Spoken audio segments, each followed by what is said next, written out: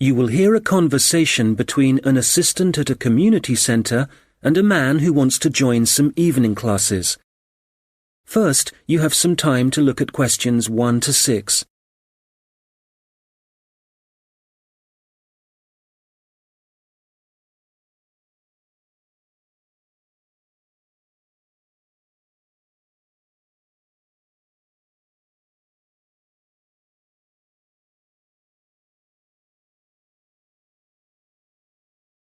Hello, Eastwood Community Centre. Oh, hello. My name's Andrew Dyson. I'm calling about the evening classes you offer. OK, Mr Dyson. Are there any classes in particular that you're interested in? Yes, you've got a class called Painting with Watercolours, I believe. That's right. It's a popular class, so this term it'll be moving to the hall, so they've got more room. Right. I know it's on Tuesdays, but what time exactly? It was 6:30 last term, but let me just have a look at the details. OK, it'll be 7:30 this time. Probably it suits more people. Well, it's my wife who's really interested, and that'll be good for her because she's home from work by 7:15. That'll give her just enough time to get there. What does she need to bring? OK, well, paints are provided by the tutor, I know that. The information says she'll need just a jar for water and some pencils for drawing. There are also lots of aprons here, so she needn't worry what she's wearing.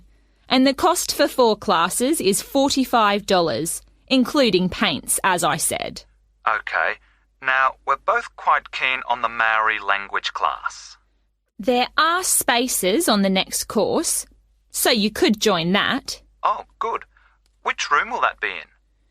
When you come in through the entrance of the community centre building, you'll need to go straight up the stairs in front of you, all the way to the top, and it's the small room you'll find there. I see. All right, and let me just check when it's starting.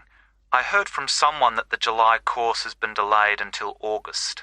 I'm afraid so, and we're halfway through the June course at the moment, so there's not much point you taking that. I guess we'll have to wait then. Well, when you do come, the tutor recommends bringing a small recorder with you, just so you can listen again later. And the cost for 5 classes is currently $40. OK, useful information to know. There's one more class I'm interested in. That's the digital photography class. Oh, I've taken that class myself. The tutor's very good. That'll be in room 9, and it's starting in 2 weeks' time, in the evening, every Wednesday at 6 o'clock. Obviously I need to bring the camera with me. I suppose it'd be useful to have the instructions that go with the camera too? I'd say so.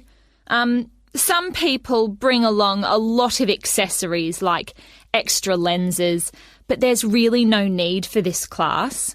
It's mainly focusing on composition, really, and getting the most out of the basic camera. That's exactly what I need.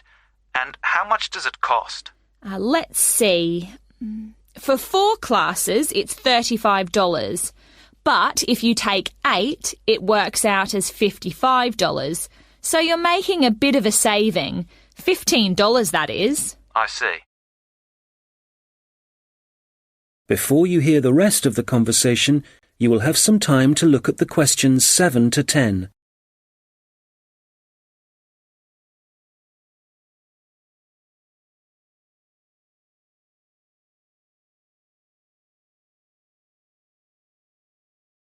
Now listen and answer questions 7 to 10. OK, now just another question for the watercolours class. I've just remembered that my wife asked me to find out about the level. Who's it for? OK, well, you don't have to be very skilled or anything like that. It's designed for beginners, actually. People who might see art as a hobby rather than as a professional opportunity. That sounds like my wife. And, who do I talk to if I want to find out some more about the Maori language classes? Probably best to talk to the tutor directly. He'll be in the office in about half an hour. His name's Jason Kuai. That's K-A-I. Good. I'll give him a call. Oh, if you do decide to come to the photography class, don't forget to look at your camera battery and make sure it's charged. I know it sounds obvious, but I've seen a few people suddenly find the cameras stopped working right in the middle of class. Yes, I can imagine it'd be easy to forget that. Oh, that reminds me. In the final week of the photography course, is it right that there's a visit to a show in the local area? I work in the city, you see, so I might have to come home early for that one. Yes, they'll decide the date once the class has started. Is there anything else I can... That is the end of section 1. You now have half a minute to check your answers.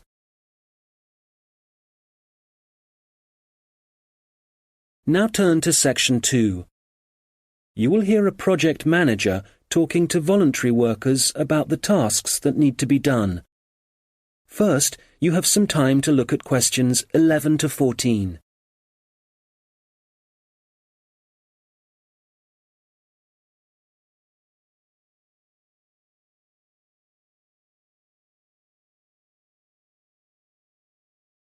Good morning.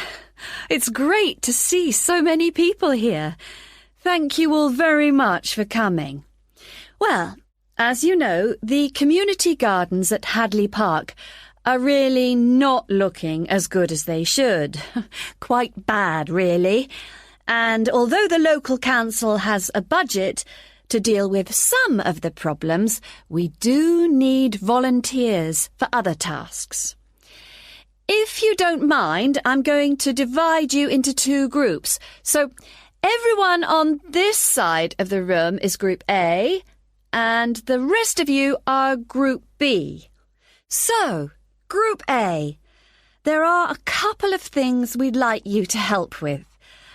First of all, don't worry about any litter or empty bottles you see lying about. One of the local schools has offered to help out with that as part of their own environmental project. The priority for you will be to give us a hand with the new wooden fencing. It needs constructing along parts of the bicycle track, as there are parts which have now fallen down or broken, as I'm sure you've seen. You've probably also noticed that some of the pathways that come from the bicycle track are quite narrow, and there are plans to make them wider, but the council will be dealing with that later in the year. And they've also promised to produce some informational signs about the plants in the gardens. Hopefully, they'll be up in a few weeks' time. The other thing we're doing is getting rid of some of the foreign species that are growing in the gardens and putting back some native plants and trees. So you'll be doing some digging for us and getting those into the ground. So, Group A, there's some items you'll need to bring along with you. I was going to say raincoats, but the forecast has changed, so you can leave those at home. I'd definitely recommend a strong pair of boots. Waterproof would be best. It's quite muddy at the moment, and your own gloves would also be advisable. Tools will be available, spades and hammers, that kind of thing. You just need to make sure they go back in the trucks. And, there's no need to worry about food and drink, as we'll be supplying sandwiches and coffee, possibly some biscuits even. Before you hear the rest of the conversation, you will have some time to look at the questions 15 to 20.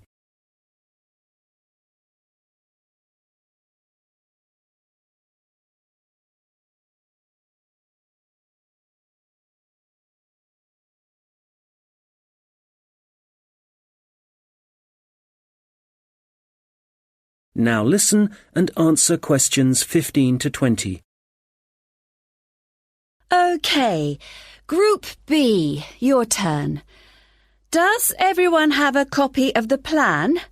Oh, great. OK. We'll all be meeting in the car park. That's on the bottom of the plan. See? Now, if you've been assigned to the vegetable beds, to get there, you go out of the car park and go up the footpath until you reach the circle of trees. There they are, in the middle of the plan. And you see that the footpath goes all the way around them. Well, on the left-hand side of that circular footpath, there's a short track which takes you directly to the vegetable beds. You can see a bamboo fence marked just above them. All right?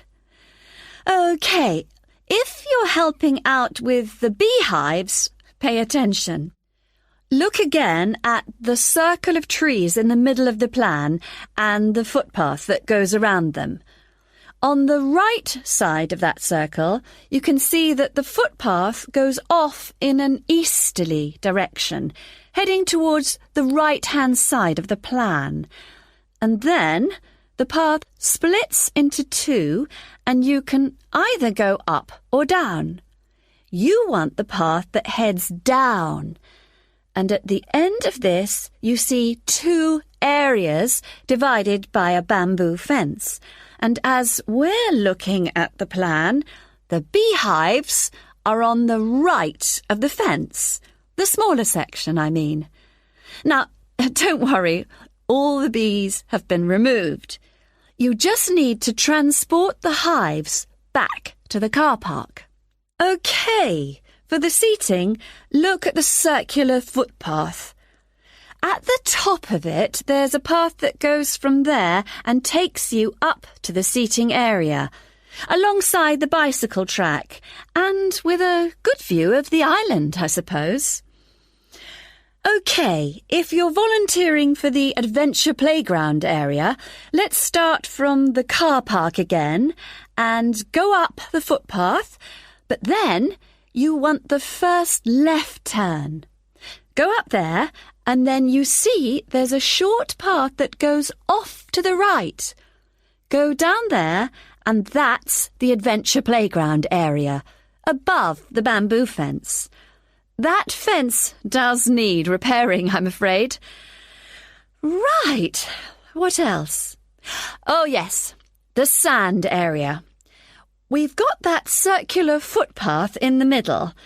Find the track that goes east, towards the right-hand side of the plan, and where that track divides, you need the little path that goes up towards the bicycle track. The sand area is just above the bamboo fence there. And finally, the pond area. So it's on the left-hand side of your plan, towards the top, just above the fruit bushes and to the left of the little path. OK, as I said already, hopefully we'll be... That is the end of section 2. You now have half a minute to check your answers.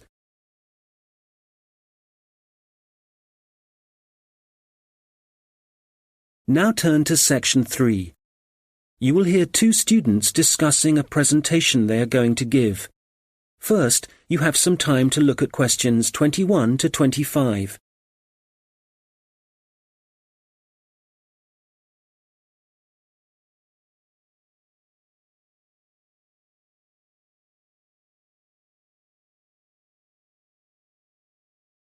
Now listen and answer questions 21 to 25. Hi, Robert. Hi. Sorry I'm late. I was just printing off some pages about food waste in Britain. Do you want to include Britain in the presentation? I thought we were concentrating on the USA. Well, it is a global problem, so I thought we ought to provide some statistics that show that. Fair enough. What did you find out? Well, I was looking at a British study from 2013. It basically concluded that 12 billion pounds worth of food and drink was thrown away each year, all of it ending up in landfill sites. Over 8 million tons. And that wasn't including packaging. An incredible amount. Yes, and they were only looking at what households threw away, so there's no information about restaurants and the catering industry. But one thing the study did investigate was the amount of milk and soft drinks that were wasted, and I think it was probably quite unique in that respect. Interesting. You know, in the other European reports I've read, there's one thing they have in common when they talk about carbon dioxide emissions. I know what you are going to say. They never refer to the fuel that farms and factories require to produce the food, and the carbon dioxide that releases? Exactly. We could really cut down on carbon emissions if less food was supplied in the first place. To my mind, the reports talk too much about the carbon dioxide produced by the trucks that deliver the fresh goods to the shops and take the waste away. They forget about one of the key causes of carbon dioxide. Absolutely. If the reports are actually going to be useful to people, they need to be more comprehensive. Who do you mean by people? Well, the government, industries, people making television programs. Have you seen any documentaries about food waste? Not that I remember. My point exactly. These days, they all seem to be focusing on where your meat, fruit, and vegetables are sourced from. We're being encouraged to buy locally, not from overseas. That's probably a good thing, but I'd still like to see something about waste. Yes, it's the same with magazine articles.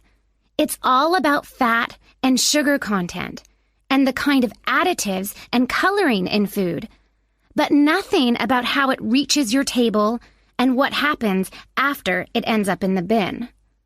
Well, we've only got 15 minutes for this presentation, so I think we'll have to limit what we say about the consequences of food waste. What do we want to concentrate on?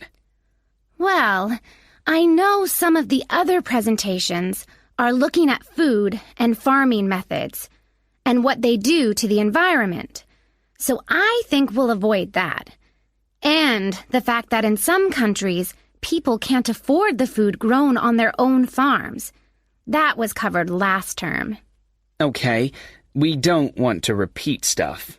What concerns me above all else is that in a recession, governments should be encouraging business to find ways to cut costs. Apparently, supermarkets in the USA lose about 11% of their fruit to waste.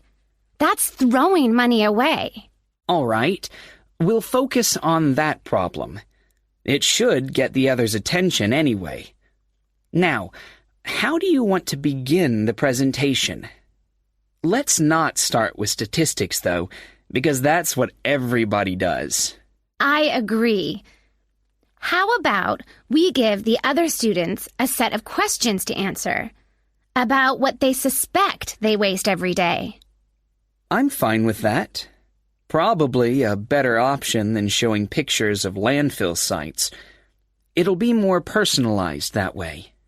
All right. Now let's start. Before you hear the rest of the conversation, you have some time to look at questions 26 to 30.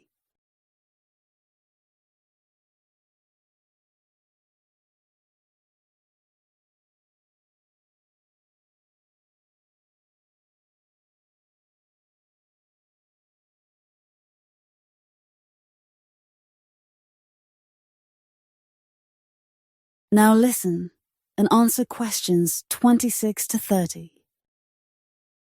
Okay, shall we now have a look at the projects that different researchers and organizations are working on? For me, the project I really liked was the one at Tufts University. You know, where they've invented tiny edible patches to stick on fresh foods that show you what level of bacteria is present, and so whether you can still eat it. It's a great idea, as it tells you if you need to hurry up and eat the food before it goes off.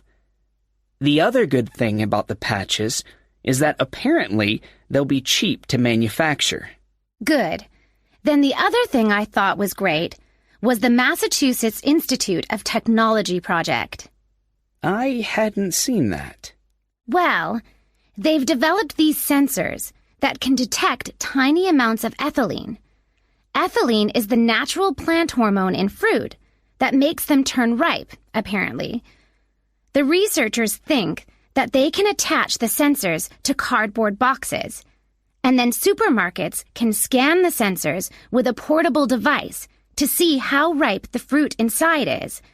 That's got to be a quicker way to check for ripeness than taking each box off the shelf and opening it. Definitely. And I thought that Lean Path was worth mentioning too. Their waste tracking technology means that caterers can see how much food is being wasted and why. That'll increase profits for them eventually. Yes. And did you read about 0%?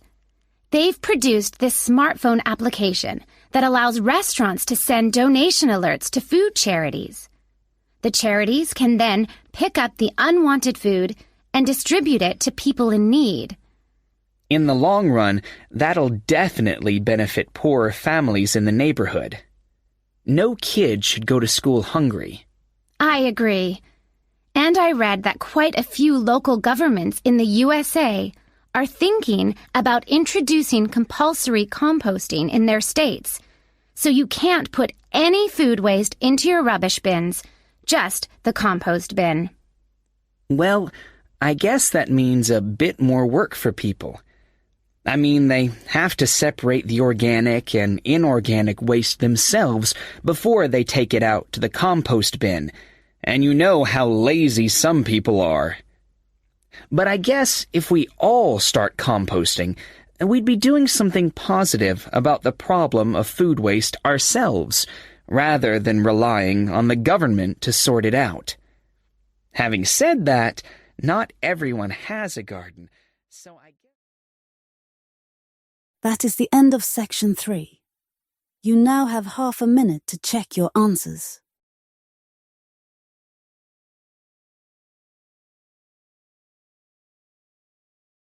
Now turn to section 4. You will hear a lecture about Maori kite making. First, you have some time to look at questions 31 to 40.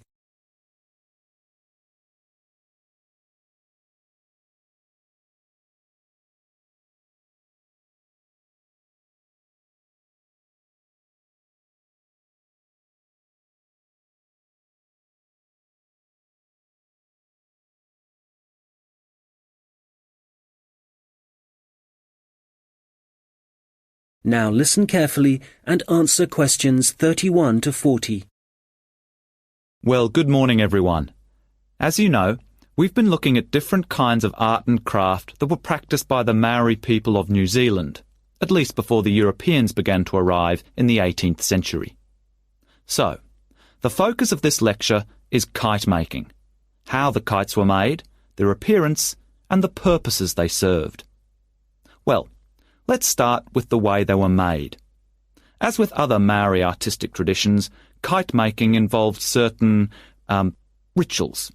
So, firstly, only priests were allowed to fly and handle the largest, most sacred kites. There were rules, too, for the size and scale of the kites that the priests had to follow, and during the preparation of both small and large kites, food was strictly forbidden. In terms of appearance, kites were frequently designed in the image of a native bird, or a Maori god, and sometimes, perhaps less often, a well-known hero. You can imagine that when Maori first arrived in the new country, in New Zealand, it may have taken some time to find suitable materials for their kites. But, through trial and error no doubt, They found plants and trees that provided bark and even roots that they could use to make the frames and wings of their kites. And after the frame had been constructed, the kite then had to be decorated. For this, the priests used long grasses, and these, when the kite was in the air, would stream along behind it. They also used a variety of feathers to add colour to their creations. Well, all this meant it was easy to see a kite in the sky, but you could also hear Maori kites. They could be quite noisy indeed, and this was because some priests liked to hang a long row of shells from the kite. You can imagine how they'd rattle and clatter in the wind, how they might completely capture your attention. As I said before, the most common image was probably a bird, and that's the same for other kite-making cultures. But the kites were designed in particular shapes. So, there were kites that were triangular, rectangular, and also shaped like a diamond.